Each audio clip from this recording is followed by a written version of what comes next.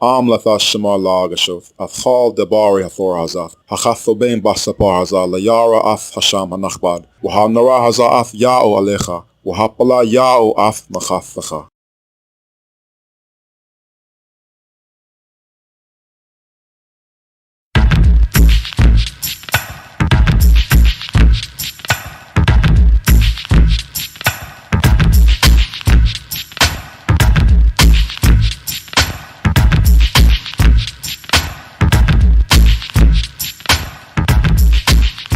The Tetragrammaton. What is the correct pronunciation of God's proper name?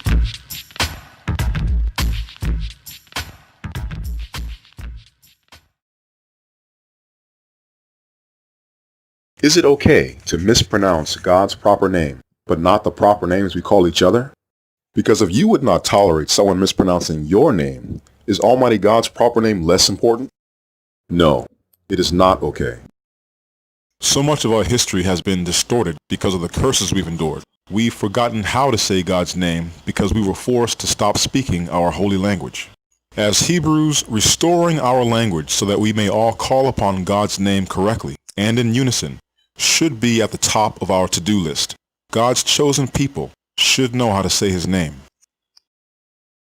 The irony today is that we take pride in being called Hebrews even when 90% of us cannot carry on a conversation in Hebrew. That's a problem. People like myself who live in Israel and speak modern Hebrew know it's not the true Hebrew our ancestors spoke. All Israelis know this. But for the Israelis, there's really no going back. Once they made Tiberian Masoretic Hebrew a living language, it's now all but impossible to modify it in any significant way. Aside from the modern European influences, modern Hebrew is really a reformed Canaanite dialect established like the Mishnah and the Talmud by converts whose ancestors did not speak ancient Hebrew. These were rather newcomers who picked up the pieces of Hebrew heritage scattered on the battlefield after the Roman-Jewish War in the 1st century and started over. Highly educated scholars like Rabbi Akiva and Rabbi Onkelos and others, all converts, took the lead of the Jewish community during the 2nd century and established the Mishnaic Hebrew.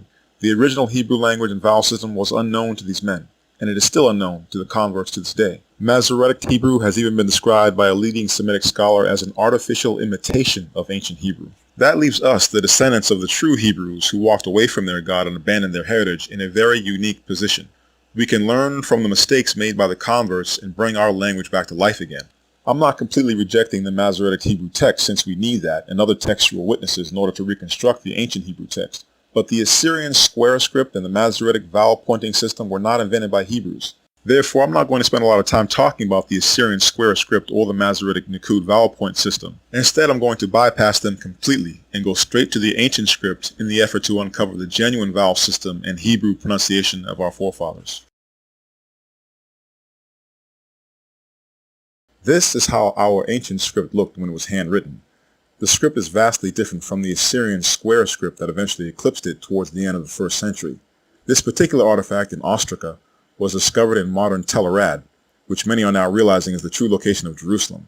So now let's take a closer look at the alphabet itself.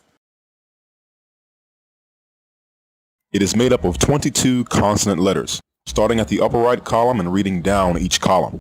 The letters did not originally have names like Aleph, Bet, Gimel, Dalet, Hey, etc.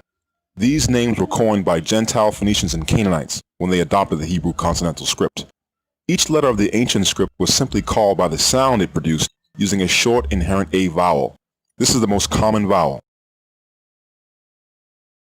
This is how you pronounce the letters of the ancient Hebrew alphabet. A, Ba, Ga, Da, Ha, Wa, Za, Cha, Ta, Ya, Ha, La, Ma, Na, Sa, Ga, Pa, Sa, Ka, Ra, Sha, Fa. Hebrew is the world's first language and the first alphabetic script. It is also the first alphabetic song, making it easy for children to learn and memorize. For example, the rhythm of our alphabet is the reason our forefathers used it to divide Psalm 119 into 22 portions. This helped facilitate the memorization of that very lengthy song. To sing the Hebrew alphabet, almost any rhythm will work, especially if it capitalizes on the first 7 letters and is 2 measures or 8 beats. For example, Abba Gada Hawaza Chata Yacha Lama Na Sanga Patsa Karashita.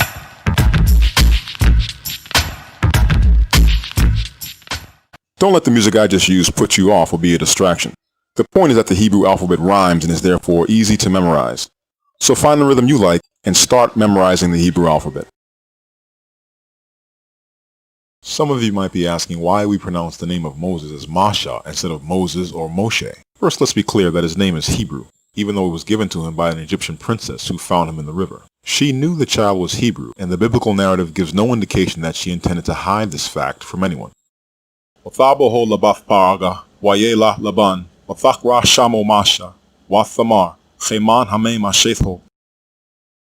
word Masha means to draw forth. The Canaanite dialect has more sounds than Hebrew does, and a different intonation. But these differences did not prevent Abram from understanding the Canaanites, nor them from understanding him.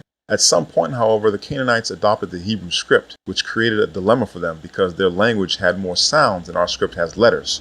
But instead of inventing new letters to accommodate these sounds, the Canaanites kept the number of letters at 22 and gave certain letters more than one sound value. You can read more about this in the book by James E. Hotch called Semitic Words in Egyptian Texts.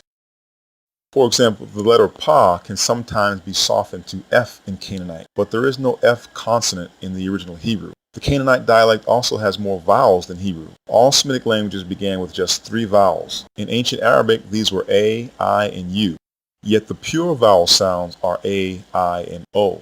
The U vowel is produced by a weakening of the long O vowel at the end of articulation by contraction. So the U vowel arose later, as did the Arabic language itself. Since we believe, Masha, that Hebrew is the precursor of Arabic, these 3 vowels, A, I, and O, are taken to be the original vowel sounds of ancient Hebrew. Ancient Arabic shares their vowels A and I with Hebrew, and neither language had an E vowel. The E vowel is not a pure vowel because it is a contraction of the long I vowel sound, just as the short E vowel and the short O vowel are contractions of the A vowel. Neither one of these vowels existed in classical Arabic, but Canaanite had all of these vowels, as well as at least 7 or 8 additional consonant sounds, whereas Hebrew only has 22 consonants. When the Canaanites adopted our script, they altered the design of the first letter, which is the picture of a flag on a pole or an ensign. The ensign was used as a rallying point and a generic symbol for God in the ancient times. The Canaanites shortened the length of the pole's vertical stroke, so the letter looks like the head of an ox. The ox was an animal they worshipped. That's why they gave this letter the name Aleph, because Aleph in Canaanite means ox. The Hebrew word for ox is Aleph. When the Greeks adopted the Canaanite script, they pronounced Aleph as Alpha. It's the same word. The Greeks just turned this letter sideways, and this is the origin of the letter A. Now that we've looked at some of the ways Canaanite has modified Hebrew, you can begin to understand why I consider Masoretic Hebrew to be the preservation of the Canaanite dialect. The ancient and pure Hebrew did not give 2 or more consonant sounds to the same letter. The letter Ba was never modified so that sometimes it could be pronounced as V. And yet this pronunciation of the letter Ba, which is universally called Bet today, is common to all dialects of modern Hebrew. Both the name Bet and how this letter is pronounced are carryovers from Canaanite, not Hebrew. Nor was the letter Wa sometimes pronounced as V and at other times as a long U vowel. Yemenite Hebrew is the only modern dialect of Hebrew that pronounces this consonant correctly as W. The interdental letter Tha did not have the additional value of T. Hebrew already has a letter for the T consonant. That is why throughout this video you have heard me say Thorah when referring to the book of Masha and not Torah, as it is pronounced in the Masoretic dialect. The Canaanites also pronounced the sibilant letter Shah sometimes as S, so they gave this letter the dual name Shin and Sin. This has been preserved in the Masoretic Hebrew by the inclusion of a dot above the letter. If the dot is placed on the top right side, then it's Shin. Otherwise, it is Sin. This is not ancient Hebrew. If you read the story in Judges 12 and 6, you will see how some of our people were taking up the Canaanite pronunciation of the word Shabaloth, which means stream, and saying it Sabaloth instead. And the text emphatically states that they were pronouncing the word incorrectly. Hebrew already has a sibilant letter for the letter S. Purifying Hebrew means correcting the things I just mentioned in our dialect and straightening out the vowel situation. The vowel letters of ancient Hebrew are the 5 letters A, Ha, Wa, Ya, and Ga. We've already looked at 3 pure vowel sounds, but there are actually 4 vowels total. A short A vowel as in the word Adam, long O as in the word boat, a long A vowel as in the word stay, and long I as in the word bike or sight. The first of these, the short A vowel, is both a pure vowel and an inherent vowel, and by inherent I mean it is the only vowel sound that does not need to be written down in Hebrew. It is the assumed vowel in open or closed syllables when there is no vowel letter to indicate otherwise. So, for example, the name Masha is Masha and not Moshe. If there was an O vowel in the first syllable of his name, it would be written with a vowel letter to prevent confusion. As it stands, his name must be pronounced Masha unless one is reading the pointed Masoretic text or following that tradition of pronunciation. But what you are hearing is a Canaanite dialect, colored by Yiddish, Sephardic, and Arabic. It is not ancient Hebrew. Ancient Hebrew has to have very simple and unambiguous rules when it comes to vowels and syllable formation. The moment we accept that Hebrew words can have unwritten long vowels within them, that leads to the complexity and confusion of the Canaanite dialect, which is retained in the Masoretic vowel pointing system.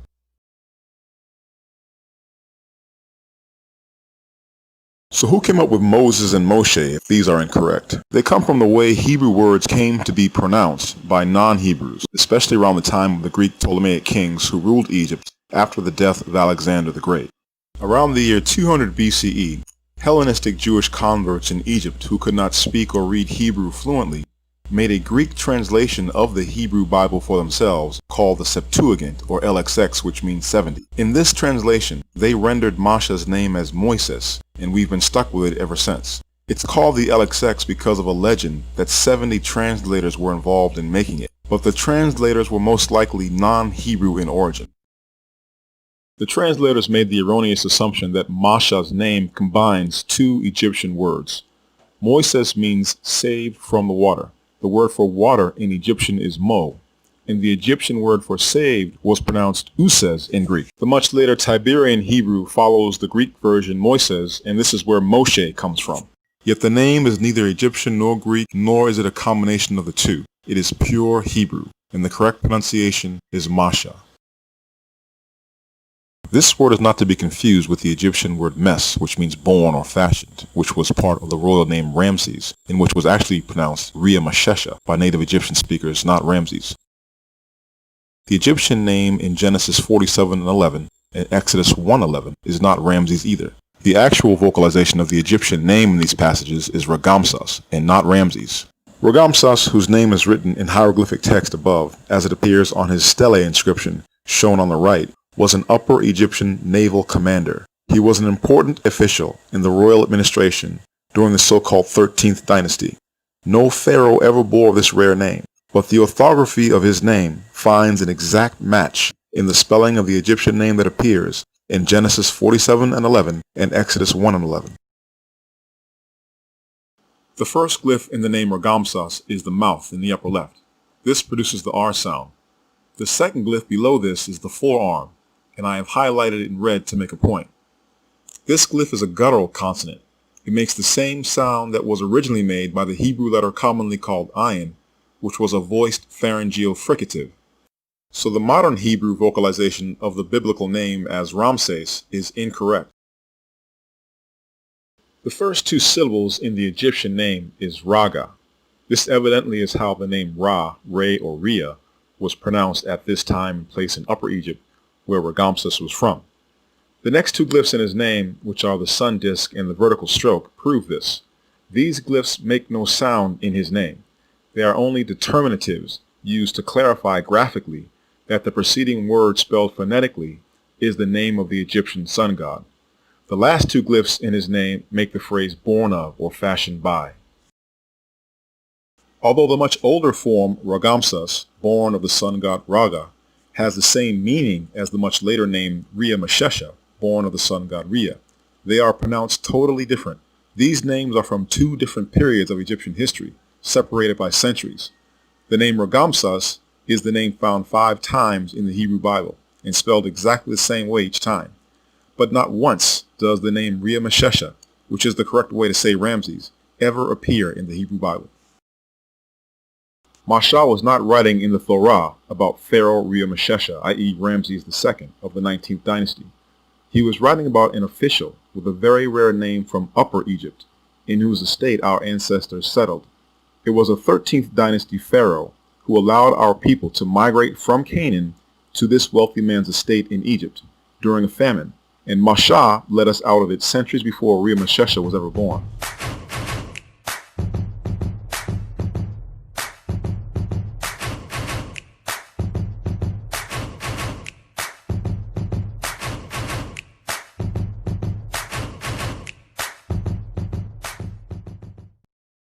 Why does it matter? It matters because Egyptologists have known about Ramses for quite some time, and he lived at just the period when the Hebrews moved from Canaan to Egypt. But they choose not to discuss his obvious connection to the Bible because of an agenda.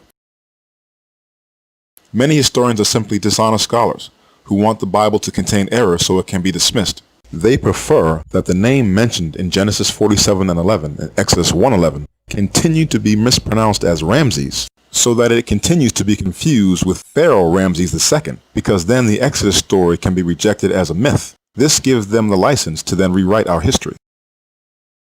There was no mass exodus of Hebrews out of Egypt during the reign of the 19th dynasty Pharaoh Reintroducing, nor at any point during the so-called Egyptian New Kingdom.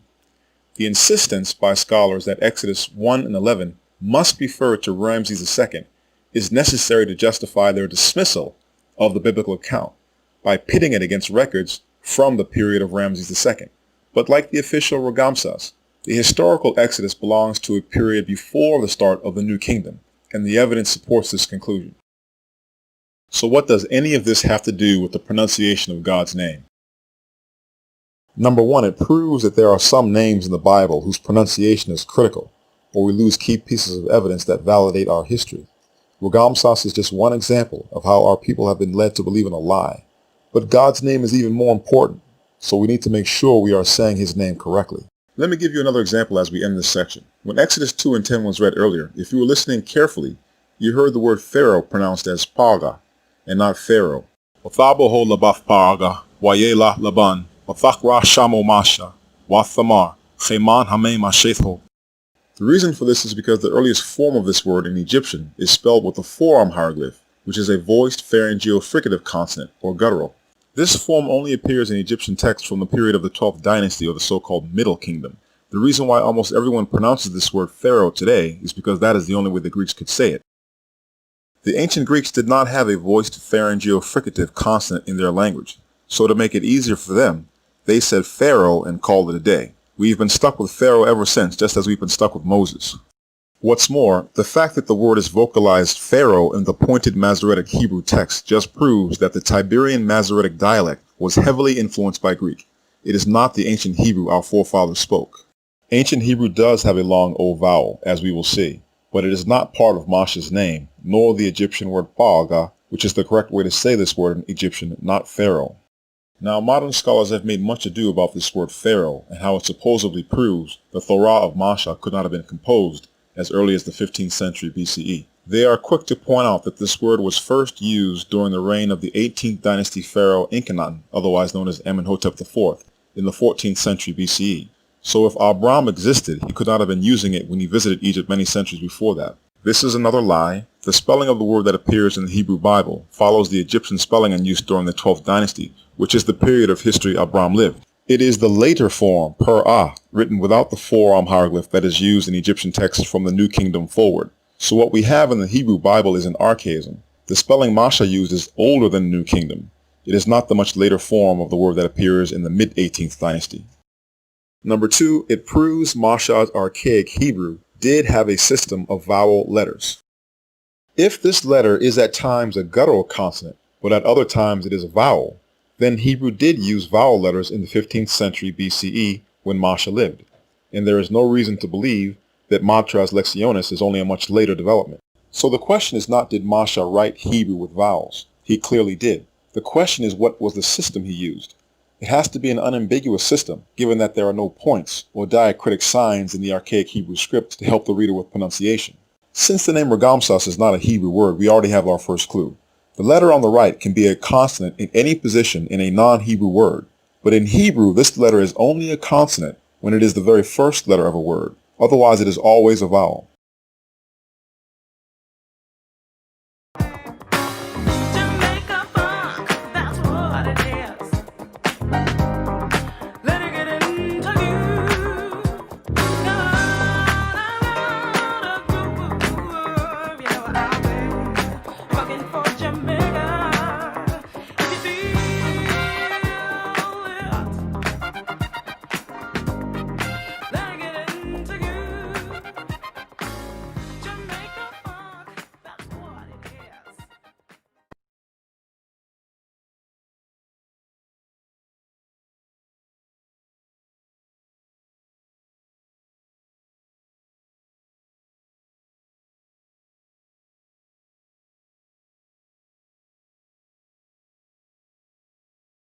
Latha Shema Lagashoth, Athal Ghabaray Hathor Hazaf, Hachathobain Basapar Hazal, Layara Ath Hasham Hanachbad, Wahanara Hazah Ath Ya'o Alecha, Wahapala Ya'o Ath Machathacha.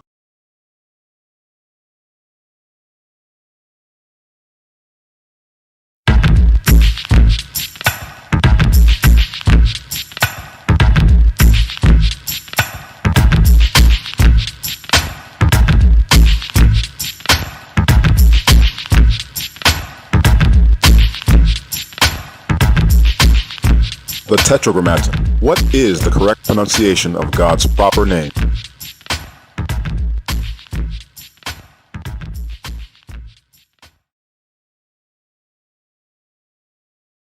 So where did the Hebrew language and script come from? The conventional view is that Hebrew arose during the 11th century out of the family of Northwest Semitic languages, particularly Canaanite. This is wrong. According to Masha, our language has no precursor. It is the language God spoke when he created the world. It is the language he imparted to Adam. Hebrew also did not come from the Egyptian hieroglyphs or the so-called Proto-Sinaitic script. The 22 symbols of our script were actually the inspiration for many of the Egyptian hieroglyphs.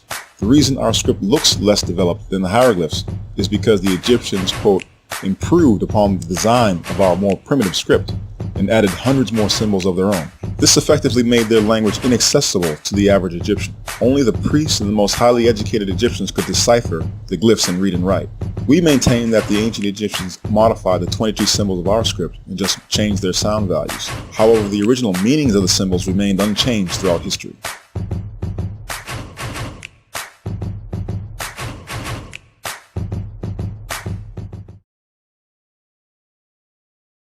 Now let's go over the rules. According to the method described at the end of part 1, the vowel letters in Hebrew are easily and immediately recognized as vowels in the text whenever they are not the first letters of a word. The only exception to this rule is the letter A. All Hebrew words begin with a consonant except when this letter is the first letter of the word, in which case it is either a short A vowel before a consonant or a silent, toneless vowel placeholder before a vowel. It is also a toneless suffix in masculine words. The example given in the chart is the third-person masculine singular pronoun ho, which means he in English. The letter A is silent in this word because it is the masculine version of the third-person singular pronoun. The next letter, ha, is always a silent vowel placeholder unless it is the first letter of a word. This letter is the last letter in Masha's name, but the vowel heard at the end of Masha's name is the inherent A vowel of the letter Shah, and the ha is silent. Another example of this is when God changed Abram's name in Genesis 17:5. He changed his name, but not the way it is pronounced. The inclusion of the letter Ha in his new name only changed the meaning of Abram's name. When Abram bought a field in Canaan, he was going by his new name. This field is actually mentioned in a monumental Egyptian inscription of the 10th century BCE by the pharaoh known as Shishak. It is called the Field of Abram, not Abraham. Thus, the letter Ha is only an orthographic indicator within Hebrew words. The only time you ever actually hear it as an aspirated consonant is when it is the first letter of a word. The next letter Wa is always, without exception, the long O vowel when it is not the first letter of a word. The example given in the chart is the third-person singular pronoun Ho-ah, which means she in English. The vowel letter A is heard at the end because the word is the feminine version of the third-person singular pronoun. Ho means he, but Ho-ah means she. The two words are spelled exactly the same in Hebrew. It is their pronunciation that makes them different. In modern Hebrew, the words he and she are pronounced hu and he respectively, but we are purging these contracted u and e vowels from the dialect because they are not original. The fourth letter ya is always, without exception, the long a vowel when it is not the first letter of a word. The verb become is pronounced yehi in Masoretic Hebrew, but again we are deleting this e vowel from the dialect. The original pronunciation is simply ya-e. The initial ya is heard as the consonant. The letter ha in the middle is silent, and the final letter ya is the pure long a vowel. The fifth letter, ga, is always, without exception, the long I vowel when it is not the first letter of a word. Otherwise, it is that difficult to pronounce guttural we've talked about. The example shown in the chart is the noun salvation. The original and correct pronunciation of this word is not Yeshua. It is Yahshoi, with pure vowel sounds. The pronunciation Yeshua has two degraded vowels, a short E and a long U. The E is a contraction of the A vowel, and the long U is a contraction of the long O vowel, and we are deleting both. Granted, we do not have audio recordings of ancient Hebrew being spoken, so how can we be sure that the vowel assignment in this chart is accurate? Insights are gained by looking at how ancient Hebrew was transcribed in Egyptian and Akkadian. The ancient nations heard our forefathers speak Hebrew, and they recorded some of the words that they heard. So the vowel assignment shown in this chart is based on this evidence. God's proper name was also recorded phonetically in Egyptian and Akkadian, and we'll be looking at these carefully as well.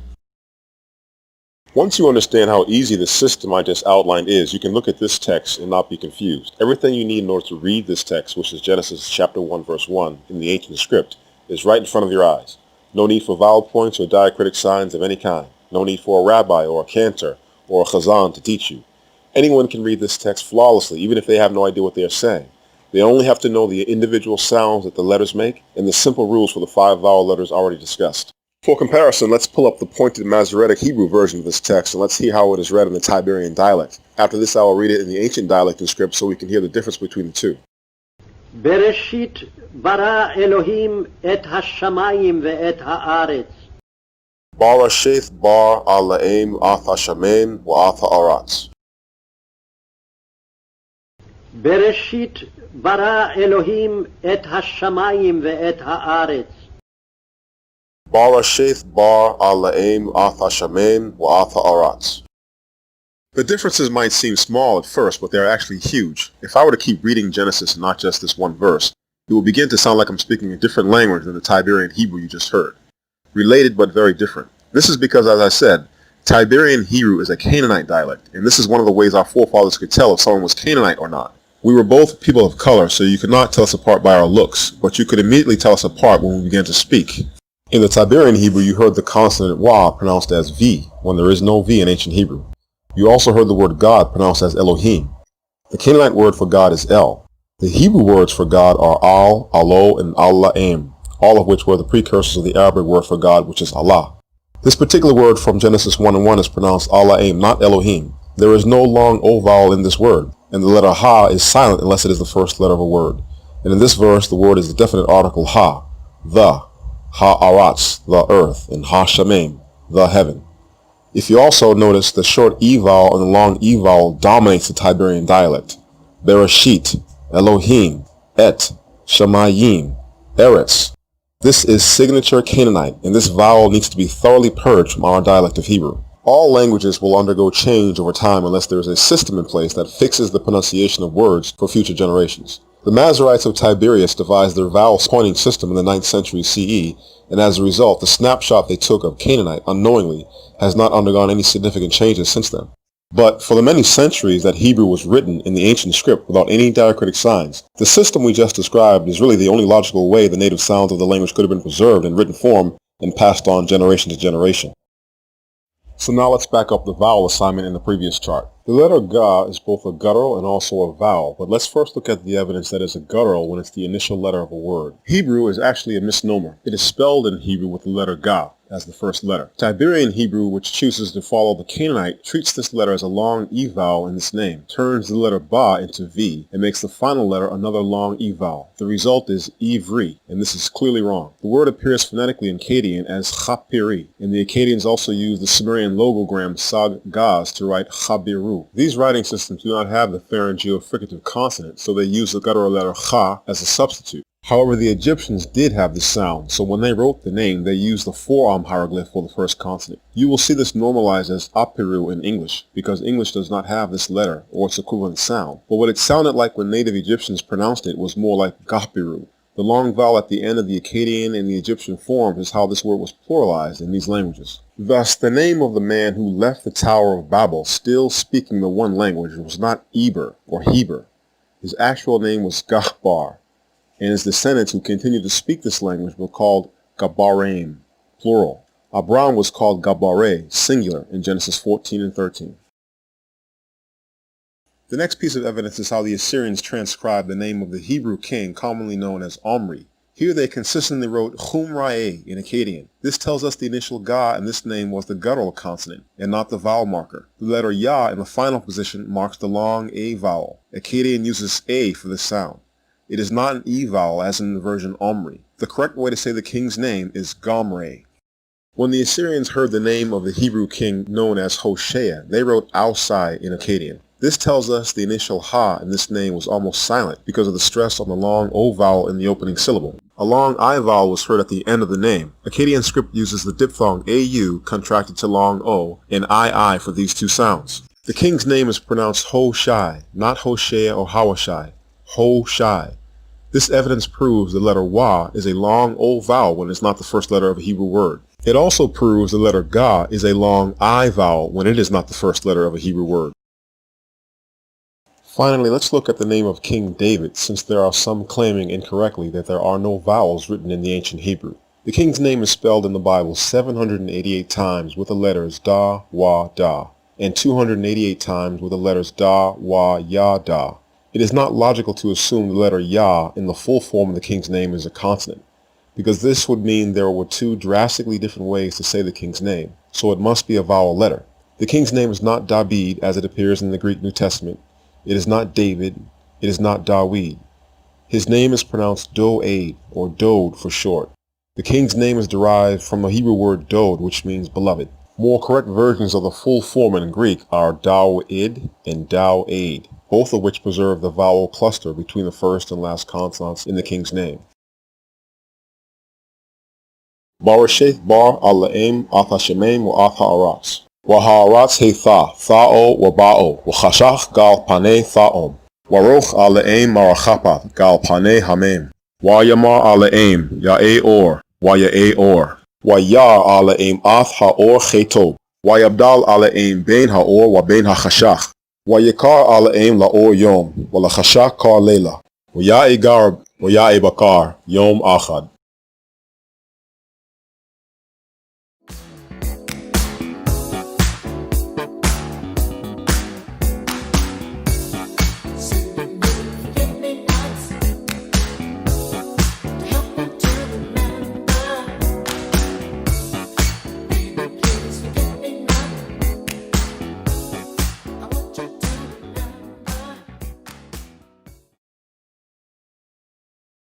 Wayamar Masha al Ha'ala'im, Hana, Anache ba al Bnei Yeroshua, Wa Mathilaham, Ala'e Abathecham, Shalachne Alecham, Wa Amarole, Ma Shamo, Ma Amar Alham. And Masha said to God, Behold, I come to the children of Yahusharah, and shall say to them, The God of your fathers has sent me to you. And they will say to me, What is his name? What shall I say to them? Exodus 3:13. It's a strange question for Masha to be asking God during his first encounter with God. The first question was, why me? Why are you sending me? The second question is this one, what is your name? Of course, Masha already knows his name, but he only overheard it from his forefathers. He now wants to hear it from God himself. How does God say his own name?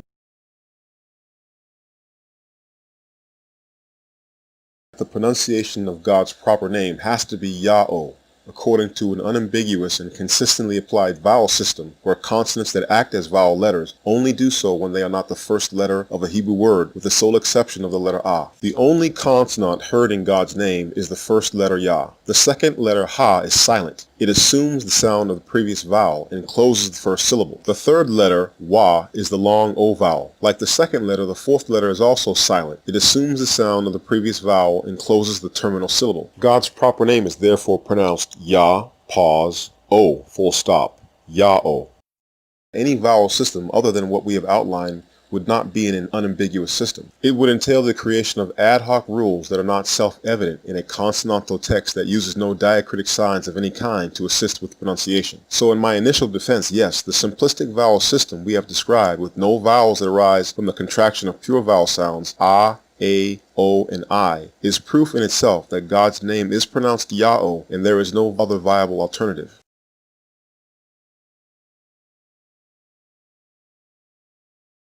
Wayamar Ala'im al-Masha, A'e Ashar A'e, Wayamar, Chathamar Labane Yahusharah, A'e, Shalachne Aleichem. And God said to Moshe, I will be who I will be. This shall you say to the children of Yahusharal, I will be has sent me to you. Wayamar God Alaim al Masha. Chatamar al Bnei Yerusharal. Ya'o. Ala e Abathechem. Ala e Abram. Ala e Yotzachak. Wa ala e Yaugakab. Shalachne Aleichem. Zashmo Lagalam. Was Azachare Ladar Dar. And God said more to Moshe, This is what you shall say to the children of Yahusharal. Ya'o, the God of your fathers, the God of Abram, the God of Yotzachak, the God of Yaugakab, has sent me to you. This is my name forever, and this is my memorial to all generations. Exodus 3:14 and 15. The first response from God was not really an answer to Moshe's question. God begins by telling Moshe who he is. I will be who I will be, which is A'eh Ashar A'eh in Hebrew, is not his personal name. I will be describes who he is. It is a definitive way of saying my deeds define my name and they are far beyond your ability to comprehend. I disagree with those saying I will be is some sort of esoteric statement about God existing. God does not try to explain or prove his existence. He does not care if you deny his existence. What he does care about is his name. And the second reply to Moshe is where God utters his own name for the first time since he created man. But the point I want to get across before we go any further is that we cannot define the meaning of God's name. We can learn how to pronounce it, and he wants his people to do so. But the definition of his name would not fit inside a trillion encyclopedias. So those claiming his name means he exists, they are mistaken. The tetragrammaton may only be 4 letters, but its definition cannot be expressed with even an infinite number of letters. It is the primary word of the Hebrew language. It is the most important word in any language. It is the most important word in the universe. So in this video, we do not presume to know the definition or meaning of God's name, nor will we get into etymology, which is a waste of time. We are only concerned with how to pronounce God's name because he revealed that to Moshe, and therefore we can know it. He did not reveal the meaning of his name except to say, I will be who I will be.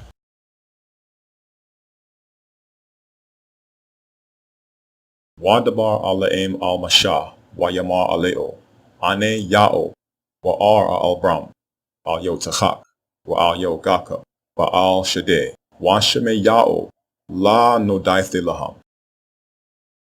And God spoke to Moshe and said to him, I am Ya'o, and I appeared to Abram, to Yaugachak, and to Yaugakab, as God Almighty. But by my name Ya'o was I not known to them. Exodus 6:2 and 3. If you read the book of Genesis, you will find that the patriarchs know what God's personal name is, and they call him by his name.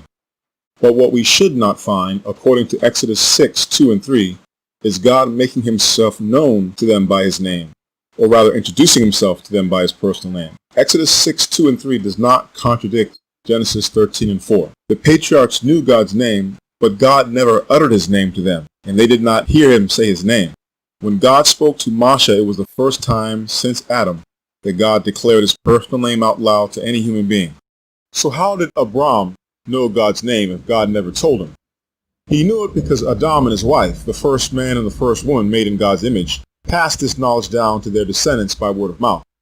Adam's wife is the first person to say God's name in the Bible, according to Genesis 4 and 1.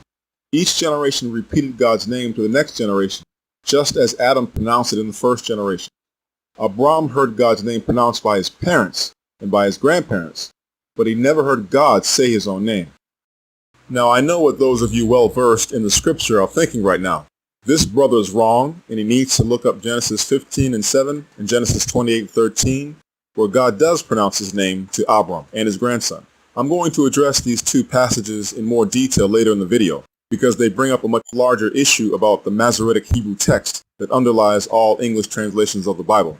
Let me just say here that the Hebrew manuscripts that predate the Masoretic text did not have God's name appearing in these two verses, and I'm going to prove that during the course of this video. Wait for it. Jamaica funk, that's what it is. Let it get into you. Got a groove, you know I've been fucking for Jamaica. If you feel it,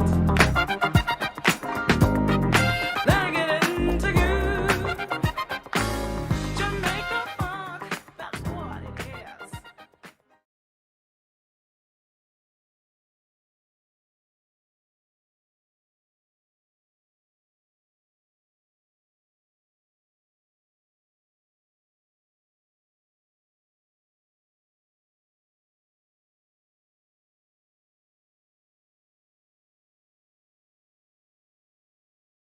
Am Latha Shema Lagashoth, Athal Debari Hathor Hazath, Hachathobain Basapar Hazal, Layara Ath Hasham Hanachbad, Wahanara Hazath Yao Alecha, Wahapala Yao Ath Machathacha.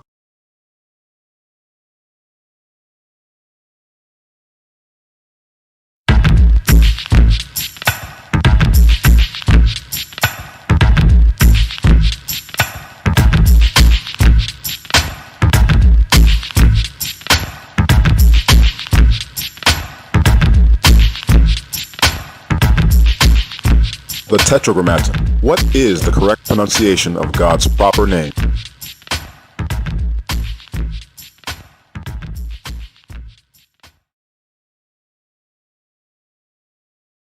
As with the name Masha, some of you are probably wondering, who is this Yahutzachak, and who is this Yahugakhab, and who is this Yahusharal that I keep talking about?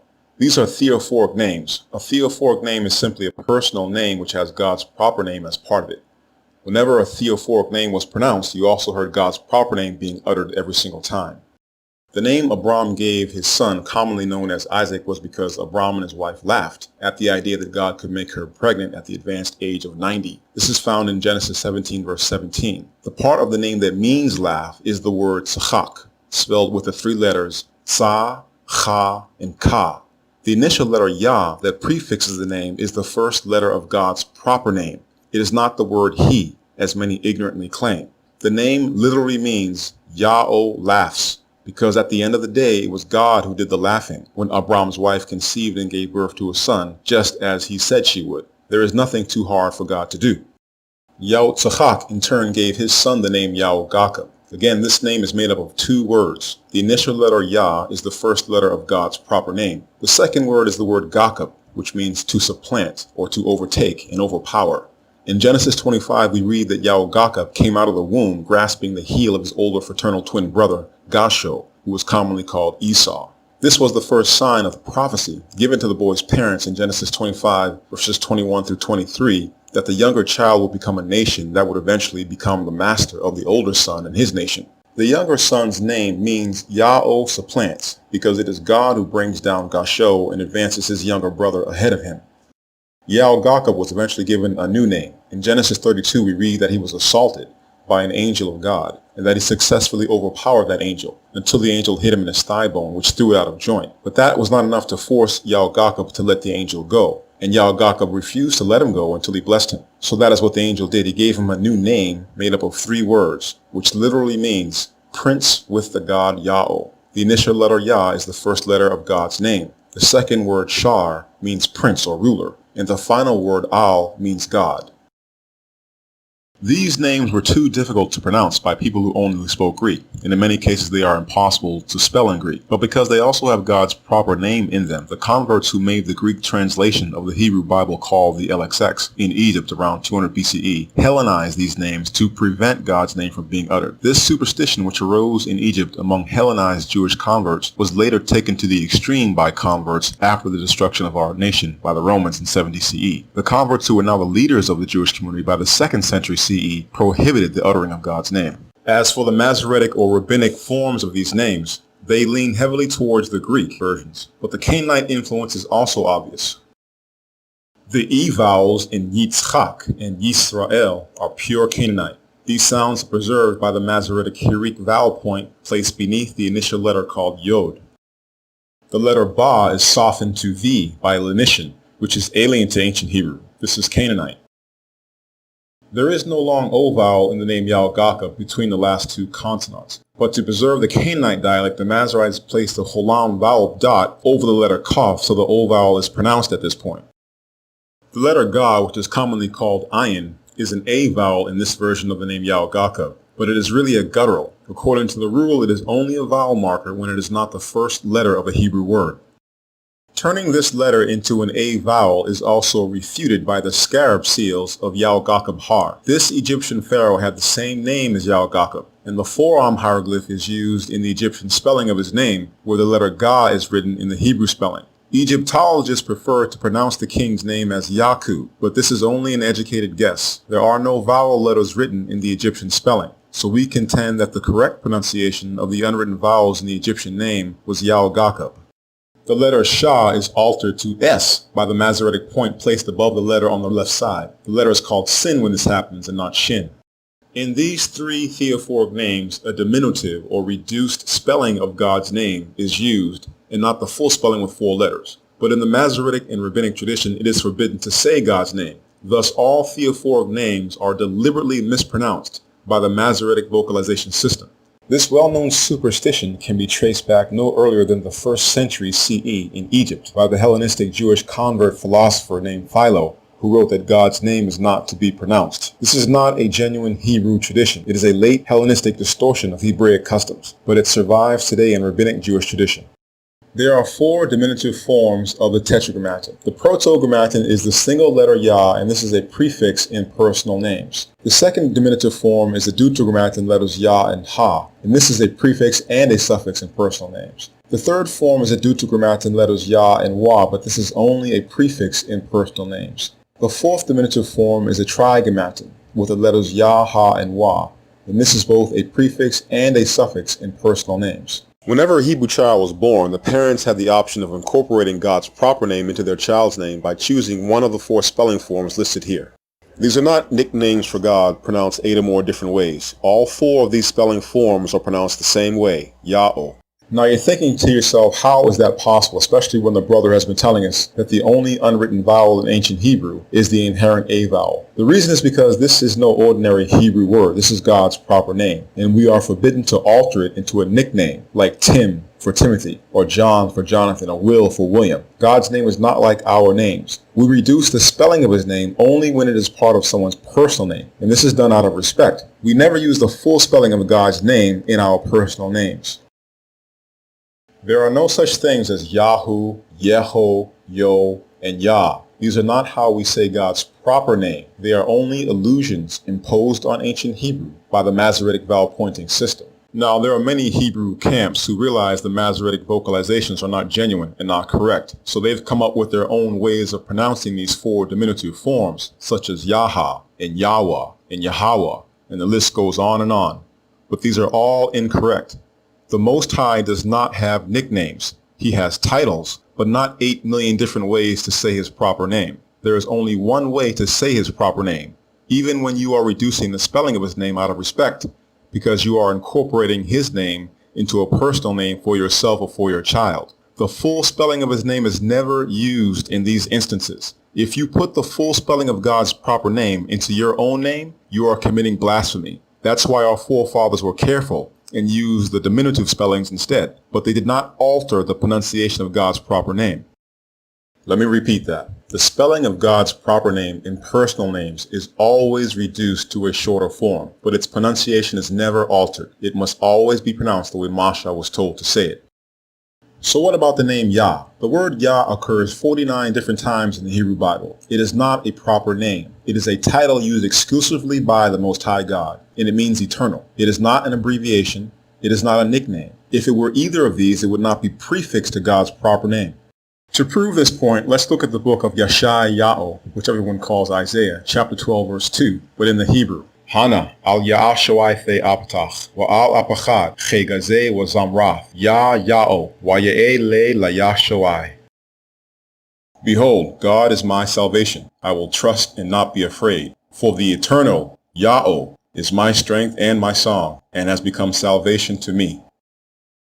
Therefore, if someone tells you that Yah is another proper name for God, or that it's just an abbreviation of his 4-lettered name, you have to tell them that's false, and then point them to Yeshayahu, who was called Isaiah, chapter 12 and verse 2, and ask them to explain what would be a redundancy if what they were saying is true. Yah is a title and not a proper name, but only the Most High can use this title, just like only one person can have the title POTUS. God has many titles, such as A'eh, which means I will be, and Adonai, which means Lord or Master, and Allah'im, which means God, but he only has one proper name, and that proper name can only be pronounced one way.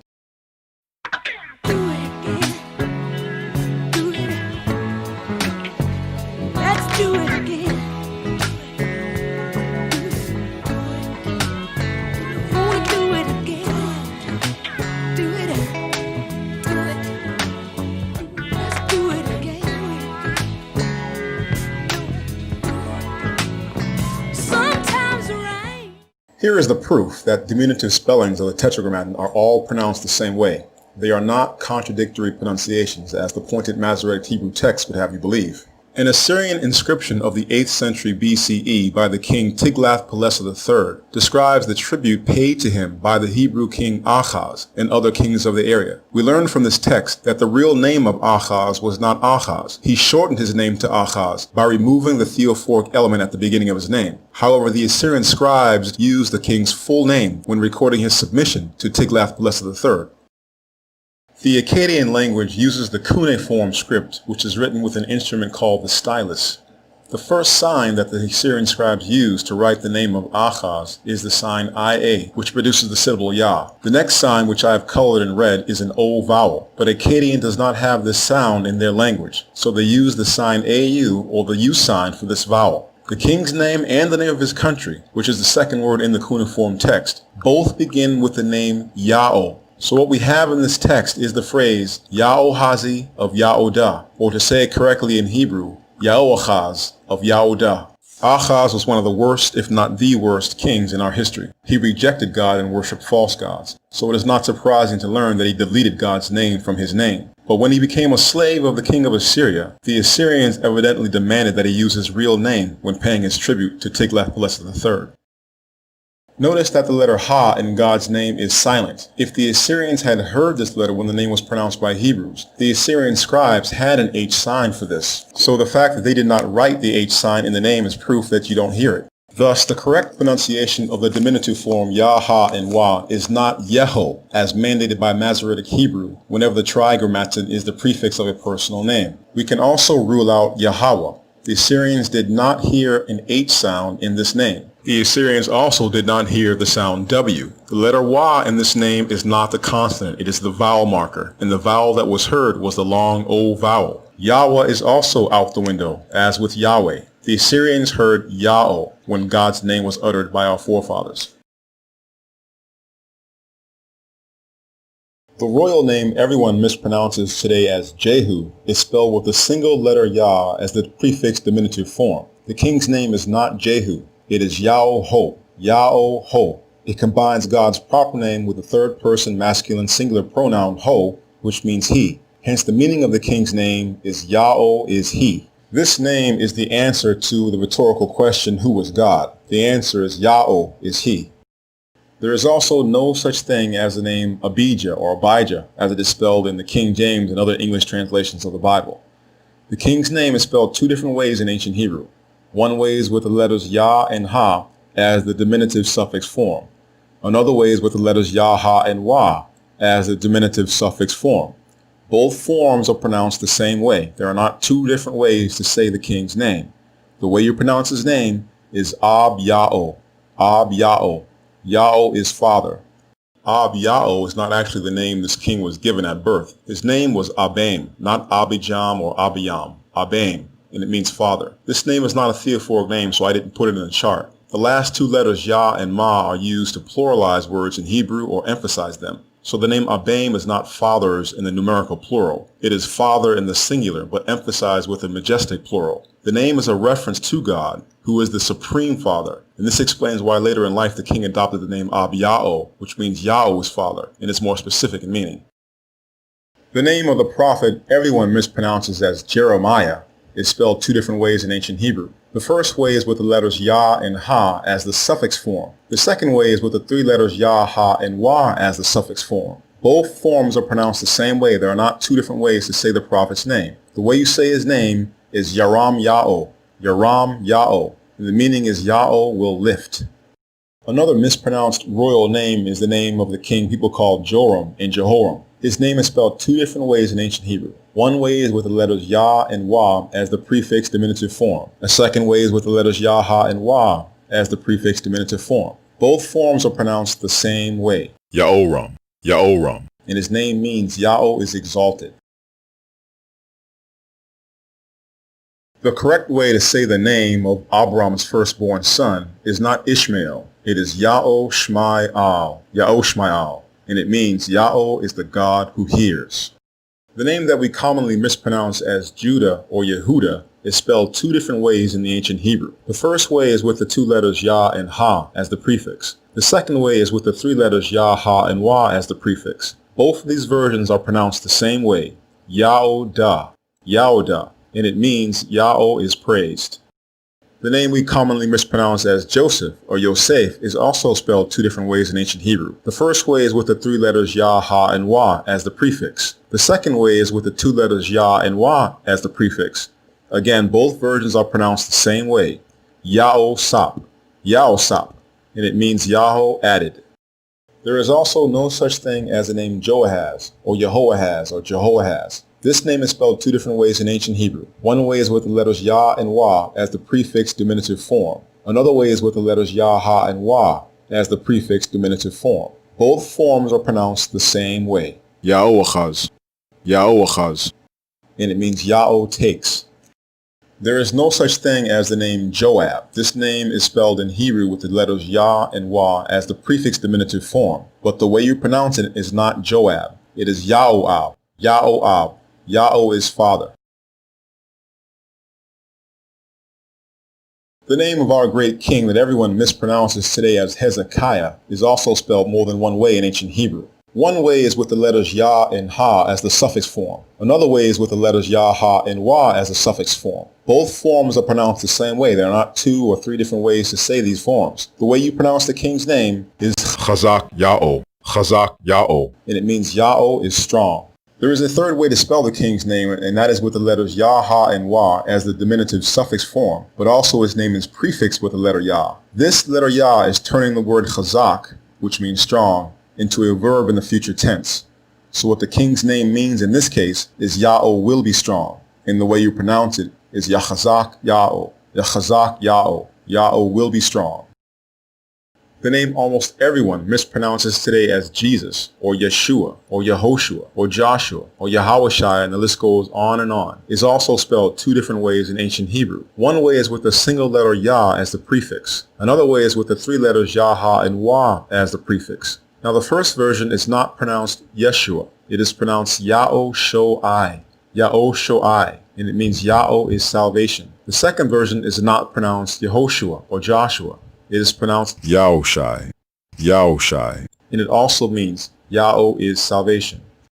The root verb in both versions of the name is Yashai, and it is spelled with the three letters Yah, Shah, and Ga. The letter Ga is the long I vowel here and not the guttural consonant because it is not the first letter of the word. So we pronounce the verb as Yashai. This verb is also the first part of Isaiah's name, so we pronounce his name as Yashai Yao, which means Yao saves, because the verb Yashai means to save. Now you can change the verb into the noun salvation, and the way we do that in Hebrew is by inserting the letter Wa between the last two letters of the root verb. When we add the letter Wa, the pronunciation changes to Yah-Shoai. This is how you say the noun salvation. We need to make this point very clear. The noun salvation is not a proper name. The word Yahshua or Yeshua, as is mispronounced, cannot be a personal name unless the person is suffering from delusions of grandeur. Only the Most High God is salvation. So when you see this word and it is actually being used as a personal name, it is not pronounced Yahshua. It is pronounced Yao-Shoai, and the person who is salvation is immediately identified by name. Yao is salvation. The initial letter Yah then becomes the proto-grammaton prefix, and we do not pronounce diminutive forms of the tetragrammaton according to their spelling. Whenever a diminutive form appears in a personal name, we pronounce God's name correctly. We do not alter it into a nickname.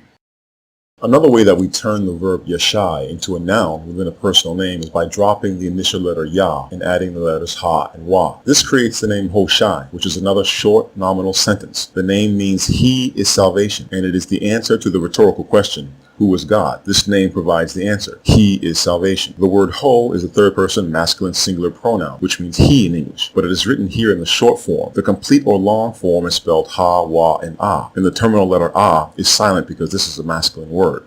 Hoshai was the original name of Masha's right-hand man and chief minister, but Masha later changed his name by adding the letter Yah at the beginning. This changed the word Ho into the trigammaton Yah, Ha, and Wa, which is a diminutive spelling of God's proper name. So now the way you pronounce Hoshai's name is not Yahawashai, not Yahushai, not Yehoshua, etc. It is Yaoshai, Yaoshai. This is another nominal sentence, but more specific and direct in its meaning. It means Yao is salvation.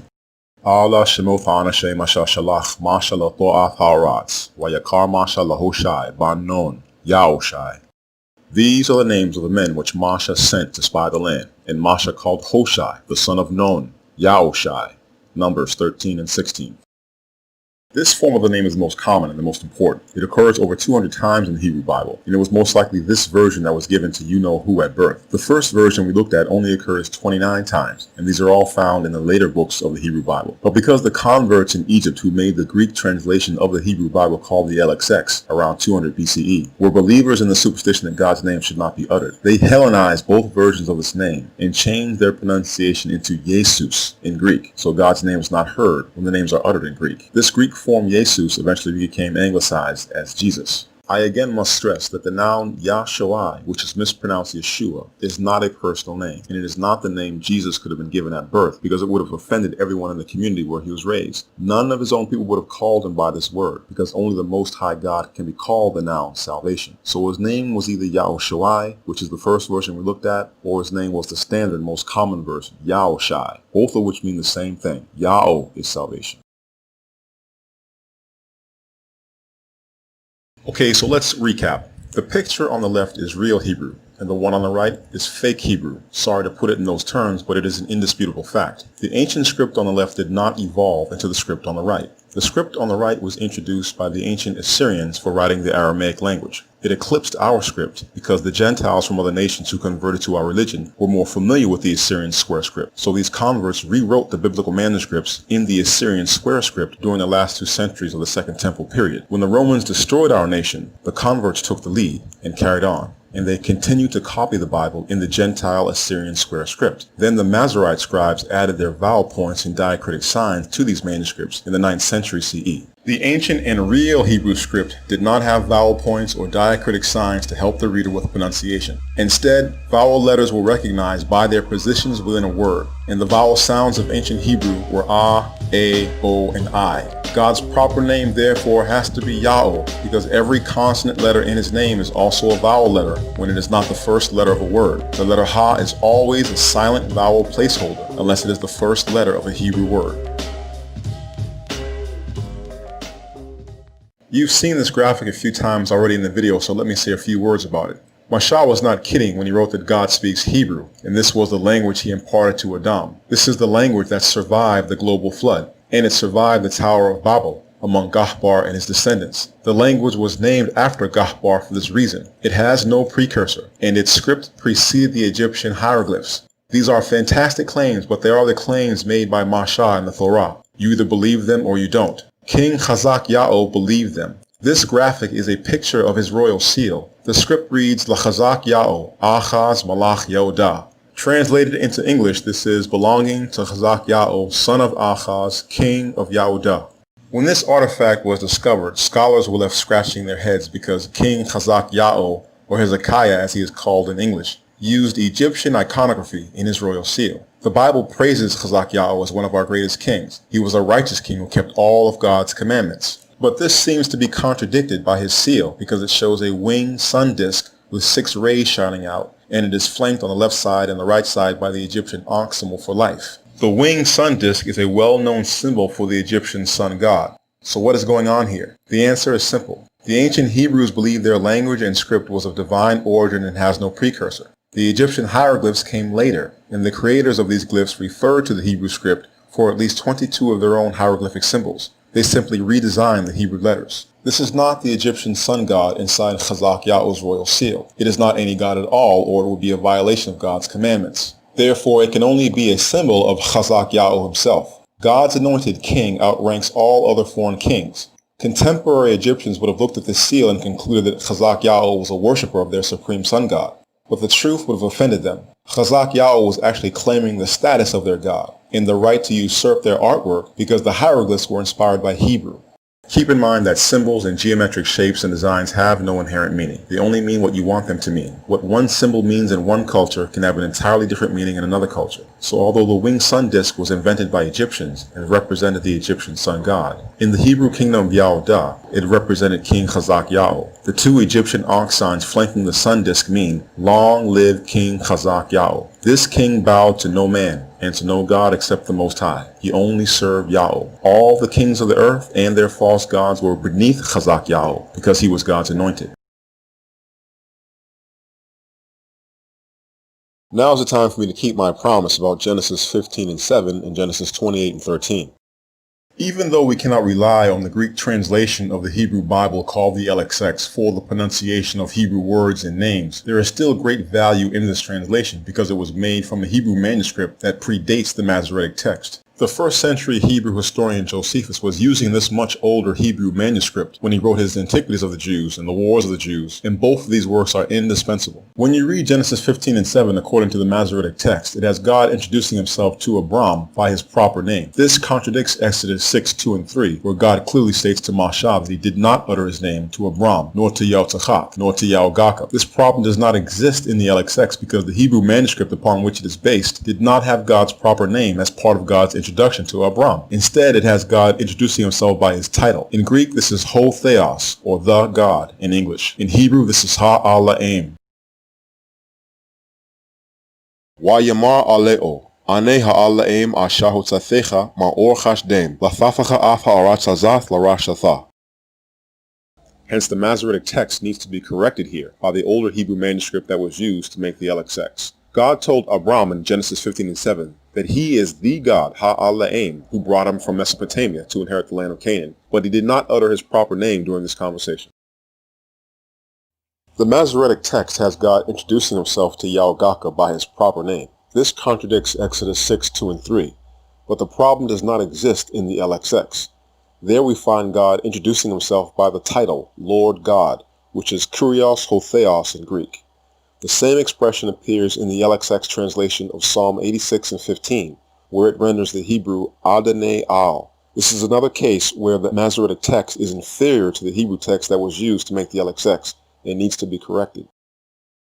Wahana, Ya'o Natsab Galeo, Wayamar, Ane Adonai Ala'e Abram, Abecha, Wa'ala'e Yahutzachak. Notice carefully that the word Lord is pronounced Adon in Tiberian Hebrew. This is the Canaanite dialect. There is no O vowel in the Hebrew word. It is pronounced Adonai in Hebrew. What the Tiberian Hebrew does is preserve the Canaanite dialect by the inclusion of a dot above the letter Dalet. That tells the reader to pronounce an O vowel where there is no O vowel. Adon and Adonai are Canaanite pronunciation. The correct pronunciation in Hebrew is Adonai.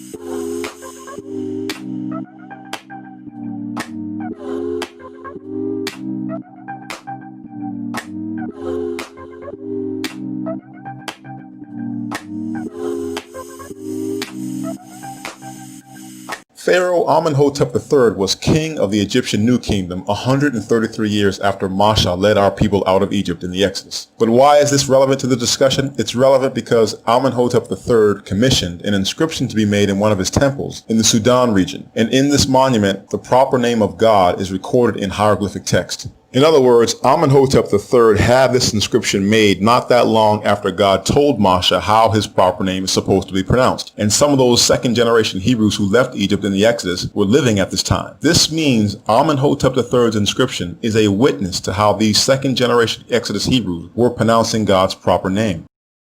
Let me set the stage by quoting just a few words from James E. Hodge that I mentioned earlier in this video series. This is from page 5 of his book, Semitic Words in Egyptian Texts of the New Kingdom and Third Intermediate Period. Quote, "In the New Kingdom, Semitic and other foreign words and names are regularly written in a specialized writing system known as group writing that employs a relatively small number of sign groups in combinations that were not formerly used for native words. The image on the left is the fragment of a toponym list or topographical list of Amenhotep III. This is a list of places and peoples outside of Egypt that pharaohs claim were under their political control. In the picture you can see a woolly-haired bearded man with both arms tied behind his back just above his elbows, symbolizing a subject or a captive. Below the man's waist is a name ring with hieroglyphic text carved inside. This identifies the man and where he comes from. Except for the lower left corner, which is broken away, the name ring and its text are very well preserved. The first glyph at the top is the biliteral sign Ta, depicted as a horizontal strip of land. Accordingly, this glyph is the word for land or country. The second glyph beneath the Ta sign is the biliteral sign Sha, depicted as a pool with lotus flowers. The third glyph and the fourth glyphs form a group. The first glyph is the sedge plant, which is the biliteral sign Su. The next glyph is the quail chick. This glyph is normally the consonant W, but it is used here as a U vowel in group writing. The pronunciation of these four glyphs is therefore Ta Sha Su, Ta Sha Su, which means land of the Shasu. Now there was no such people called the Shasu. This name is not the name of a people. It simply describes the nomads living in Canaan next door to Egypt. The next word is the name of a foreign deity not worshipped in Egypt. The double re glyph is the consonant Y, and the shelter glyph is the uniliteral sign H. This group forms the syllable Ya. The next two glyphs form another group. These are the lasso glyph and the quail chick glyph. This group is the final syllable in the deity name. These glyphs are written together to indicate the presence of a diphthong, which is vocalized as a long vowel. There is only one vowel possible for this particular group, and that is a long O vowel. The lasso glyph is the glyph used by Egyptians for this sound when they wrote the foreign names Ptolemy and Cleopatra in hieroglyphic text. If the name was pronounced Ya'u, you would not need to write the lasso glyph plus the quail chick group. You would just end the name with the quail chick by itself. So the name has to be pronounced Ya'o. The Egyptian text reads in full, land of the nomads of Ya'o. This is clearly a reference to our people in Canaan, and Ya'o is what the Egyptians heard when our people uttered God's proper name. Now, for those of you who think it's not important to know God's name or to know how to say it correctly, let's turn to the book of Ya'al, chapter 2, verse 32. The prophet's name is Ya'al, not Joel, and it means Ya'o is God. Chapter 2, verse 32 reads in the Hebrew, Wahechal ashar yakar basham Ya'o yamlat, che bahar tseon, waba Yerushalayim, va'e palatecha ashar amar Ya'o, waba sharei dem ashar Ya'o kar. In English, and it shall come to pass, whoever will call upon the name Ya'o will be delivered. For in Mount Seon and in Yerushalayim will be deliverance, as Ya'o has said, and in the remnant who Ya'o calls. If knowing how to say God's name is not important, then we have a major problem, and this prophet has just lied. Because according to this prophet, calling upon the name Ya'o is what will save people. So what this text is telling us is that the day is coming when God's people, God's chosen people, will begin to call him by his correct name.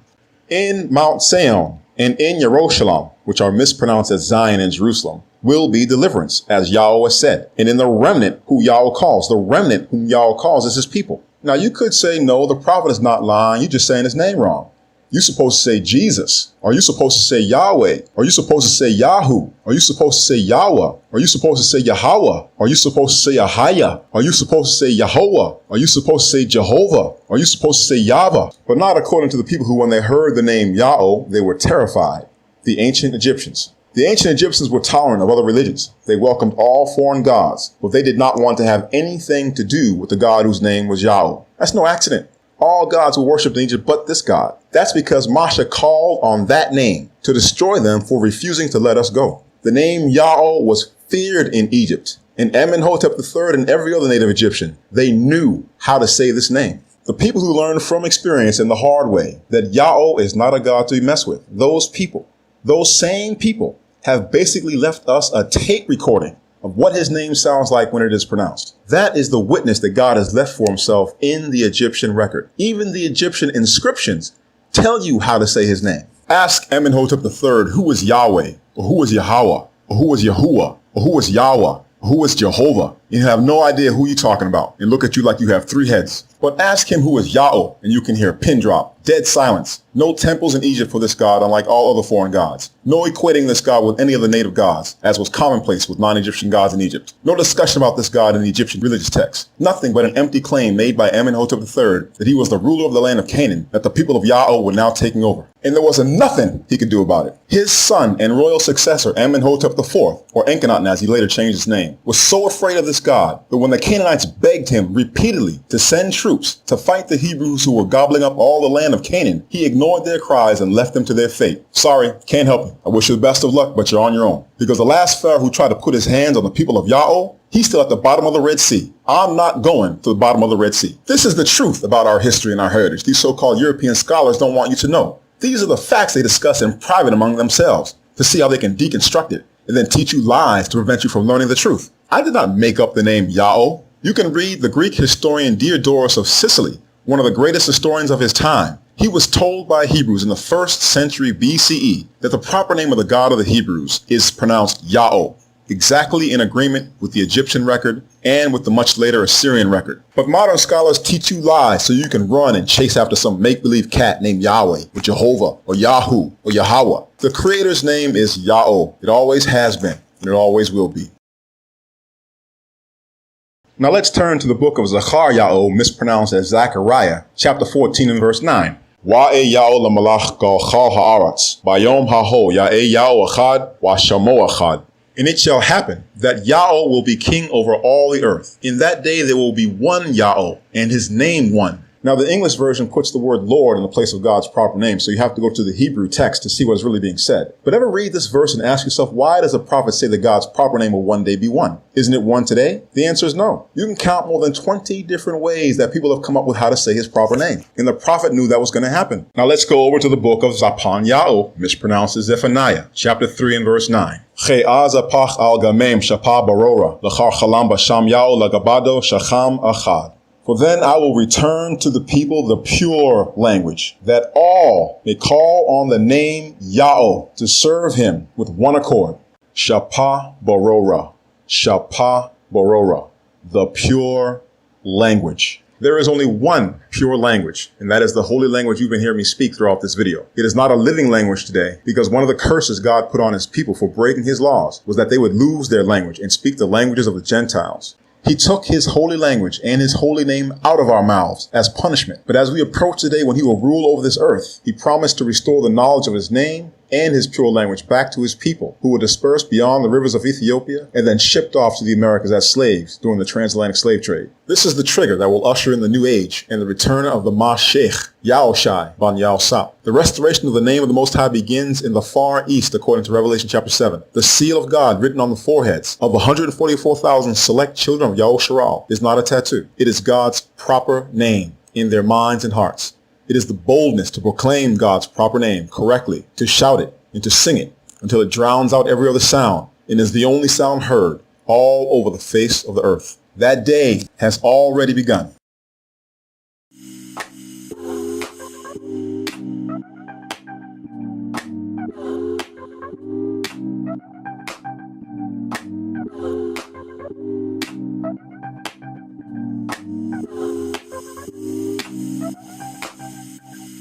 This video series was put together in the Far East and is intended primarily but not exclusively for the tribes of Yahusha that were sent to Egypt in slave ships according to the prophecy of Masha. To the tribe of Rauban, to the tribe of Shamayon, to the tribe of Loe, to the tribe of Yaudah, to the tribe of Dan, to the tribe of Naphtali, to the tribe of Gad, to the tribe of Asher, to the tribe of Yashshachar, to the tribe of Zabalon, to the tribe of Aparim, to the tribe of Manasseh, to the tribe of Banyamin, Baruch Ya'u Alei Yahusharal, Magolam Wagat Hagolam, Aman wa Aman.